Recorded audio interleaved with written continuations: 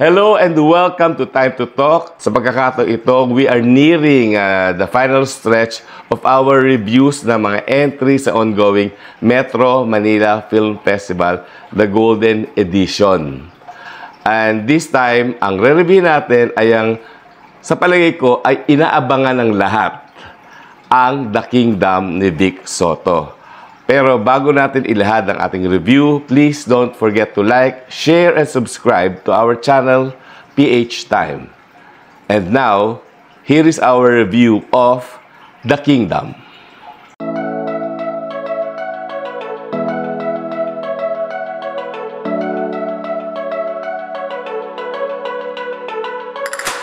Ang Manila Metropolitan Development Authority o MMDA ay ang organisasyon sa likod ng taunang MMFF o Metro Manila Film Festival. Ewan ko kung bakit, kasi ano ba ang alam nila sa takbo ng industriya ng pelikulang Pilipino. Pero tanggapin na natin na never bibitawan ito ng MMDA. Nung time ni Bayani Fernando as MMDA Chair, syempre, siya din ang head ng MMFF. Now, I believe the man had integrity. I say had dahil sumakabilang buhay na siya noong 2023. While I respect the man to this day, ang hindi namin pinagkasunduan nung araw ay nung binago niya ang criteria for judging ng Metro Film Fest. Isipin nyo, para manalo ng Best Picture, 50% commercial viability ang kailangan. Di ang natira para sa artistic content ay kalahati na lamang. Di sana nag-popularity contest na lamang sila, mas malinaw pa yung laban. Dahil ang tumatabo sa takilya ang nagiging Best Picture, madalas ang Enteng Cabizote series ni Vic Sotto ang nagwawaging Best Picture. Kapag tinatawag na bilang Best Picture ang Enteng Cabizote, ay awkward ang feeling ni Bossing Vic. At kitang-kita ito sa camera. Ang totoo, hindi naman niya kasalanan yun dahil hindi naman siya ang gumawa ng reglamento. But this time around, nang manalo bilang second Best Picture ang The Kingdom, pwede na sana niyang tinanggap ang award na taas noo. Sayang at wala siya sa gabi ng parangal. The Kingdom is Vic Sotto's best film in his entire career, whether in or out of the Metro Manila Film Festival. Yung mga early entries niya na Okay Ka Fairy Ko, the movie, okay din yun kasi may moral values. Doon nga sa Okay Ka Fairy Ko 1 and 2, nanggaling ang mga kauna-unahang awards sina Techi Agbayani at Sylvia Sanchez. Ibig sabihin ay award-winning ang mga PhilFest entries na yon ni Vic Sotto. Lumala na lang nung dumating na ang Enteng Cabizote series. Pero bawing-bawi siya dito sa The Kingdom na dinirect ni Mike Toviera. Sa ganda ng pelikula, nanalo si Mike Toviera bilang Best Director, katay si Crisanto Aquino ng My Future You. Ang The Kingdom ay tungkol sa bansang kalayaan. Ito dapat ang Pilipinas kung hindi ito nasakop ng mga dayuhan. Ang kalayaan ay pinamumunuan ni Vic Sotto na isang balo. Nais siya mag-retire pero wala pang kasiguruhan kung sino sa mga anak niya ang magmamana ng trono. Sa probinsya naman lumaki si Piolo Pascual na mula sa angkan ng social outcast.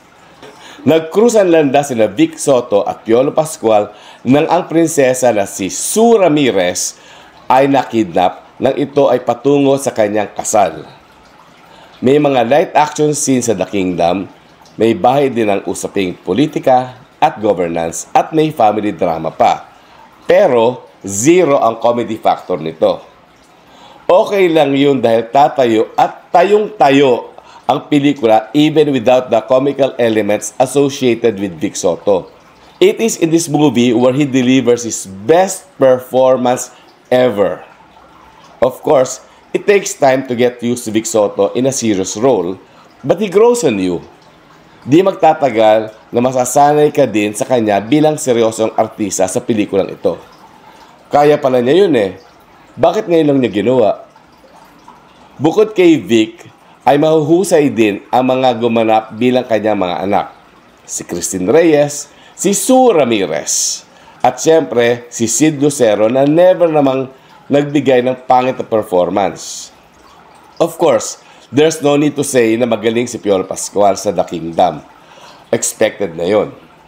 Pagdating sa technical elements, maayos ang cinematography ni Shane Sarte at editing ni Tara Illenberger.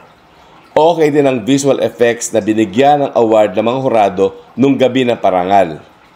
Ipinakita nito ang itsura sana ng Kalakhang Maynila kung kaunti lamang ang naging foreign influence sa Pilipinas. Pero ang champion ay ang production design ni Nestor Abrojena na mabuti na lang ay nanalo sa kanya kategorya sa recent awards night. Sa location, tiniyak niyang walang Spanish architecture na makikita. May mga skyscrapers pero lahat naman ng maunlad na bansa ay meron ng mga ganito. Costumes, ginawa niyang Southeast Asia ng disenyo ng mga kasuotan. Siguro nga, ganoon ang mga damit natin kundi tayo sinakop ng mga Kastila at Amerikano. Sa Mindanao ay malakas pa din ang influence sa Southeast Asia pagdating sa pananamit. At tama din naman na naka-western attire si Christine Reyes dahil nagsusuot naman talaga ang mga modernong babae ng ganito saan man sa mundo. Ngayon, bakit kaya nakaisip si Vic Soto at ang kanyang mga co-producers na gumawa ng pelikulang gaya nito? Well, it must be their way of telling us na wag tayong pasasakop sa China. Napakaganda na mensaheng ito. Bravo, Bossing Vic and Company. Kasama na dyan ang main producer na si MVP o si Manny Pangilinan na may cameo role sa pelikula. Sa mga makabayan, hindi ba tayo kahit minsan man lang ay nagpantasya kung ano kaya ang nangyari sa atin kung di tayo sinakop ng Espanya, Amerika at Hapon? Yung 3 taon na nandito ang mga Hapones, ang resulta nun ay nagsimula nating pagsuspetsahan ang kapwa Pilipino. Mas naging paranoid tayo. Bago nag-World War II, hindi nga marunong mag-lock ng pinto ang karamihan sa mga Pilipino. Ganon tayo kakampante sa seguridad natin. Pero binago tayo ng digmaan.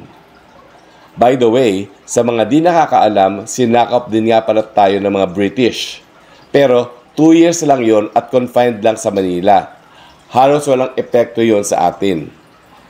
Ang epekto ng Spanish occupation, there's religion na okay naman dahil dapat ay may takot tayo sa Diyos.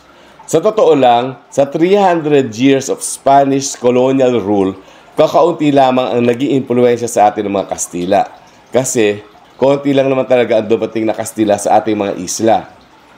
Ang pinakamasamang epekto ay nagsayang tayo ng 300 years na pwede sanang umusad tayo bilang isang bansa. Under the American rule, dahil sa Hollywood influence, di natin binigyan ng halaga ang mga gawang sariling atin. Tapos, kinopya pa natin ang political system nila, pati pork barrel. At sa susunod na eleksyon, kung sino-sino na naman ay boboto natin na magpapahirap lang sa bayan. So, ano ang pwedeng nangyari sana kung di tayo sinakop ng mga dayuhan ayon sa The Kingdom? Ayun, magulo pa din na siya namang pwedeng nangyayari din ngayon dahil inherent na sa tao ang lust for power. Kung may pagkukulang man ang The Kingdom, ay hindi nito nabalangkas ng mabuti ang script. Sinubukan ng The Kingdom na iwasan ang mga Hispanic words pero may hirap gawin yun kaya may mga nakalusot pa din. Pero nitpicking na yon. So, ano na nga ba ang gustong sabihin ng pelikula in relation to foreign invasion? Marami. That's why it almost choked in some parts. Sumobra na nga, parang umapaw na. Sa ganang akin, pwede din tayong magpantasya kung ano ang nangyari sa atin kung di tayo nasakop ng mga dayuhan. Ang sarap sana isipin nun. Pero nangyari na eh. Isipin na lang natin kung saan tayo nagkamali. Dahil tandaan nyo ang kasabihan, history repeats itself. Maraming matututunang aral sa The Kingdom. Kaya go tayo kay Vic Soto. And on a scale of 1 to 5, ang rating natin sa The Kingdom are 4.5 stars. Muli, samahan nyo kami sa malapit ng pagtatapos ng ating mga film reviews tungkol sa mga entries ng Metro Manila Film Festival, The Golden Edition. Hanggang sa muli,